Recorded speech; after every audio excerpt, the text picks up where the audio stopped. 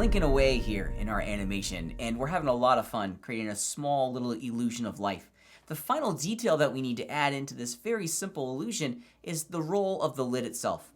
Our very simple line drawings are not giving us the visual separation between the lid and the pupil that we're after, and it's starting to get a little bit muddy. We're starting to confuse both ourselves and our audience as to how all this is working. I'm going to turn off the visibility of my onion skinning by going into the pull down menu. There we go. Because this next step is a little bit more easy to see and understand when we don't have the onion skinning kind of getting in the way.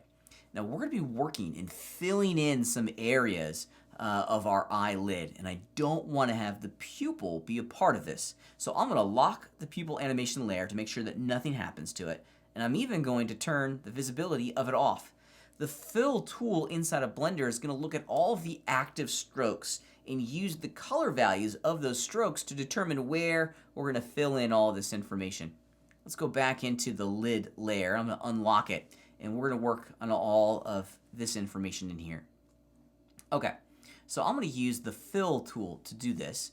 And on frame 1, of course, this is when the eyeball's open. And frame 2, this is when we start to see the lid. Let's go into draw mode. And I want to make sure that my lid material is selected. You can also select it from the material library in your properties area. If we go into the fill tool, I want to click on the middle here and see how it just fills in that one area. Pretty cool. Now let's rinse and repeat for the next couple keyframes. Here's another one. On frame 4, the lid is entirely closed, so we want to fill in that entire area. On frame 5, it's up here. Frame 6, here's the lid, and of course frame 7, just a small little window up there, and on frame 8, there's no filling going on. Let's return to edit mode, take a look at what we've done, and our illusion is going to start to feel a little bit more complete, and it does. This is starting to look pretty great. I'm liking it, because now we can very clearly start to define the areas of the skull and the lid separate from one another. Let's reactivate the visibility of our pupil and see how all of these strokes work in harmony with each other to create the final illusion. And there it is. It's looking pretty great. I'm liking it.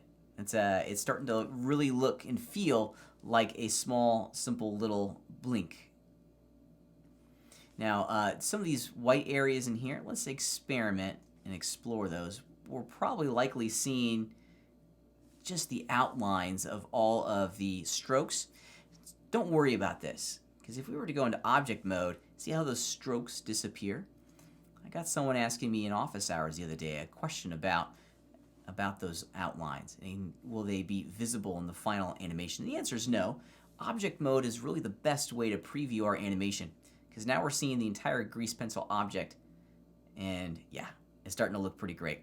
Since these objects, both the lid and the pupil, are on their own animation layers, we can make some small adjustments to it if we wanted to. Generally speaking, I'm pretty happy with the result that I came up with for my little blink, and I'm liking our result.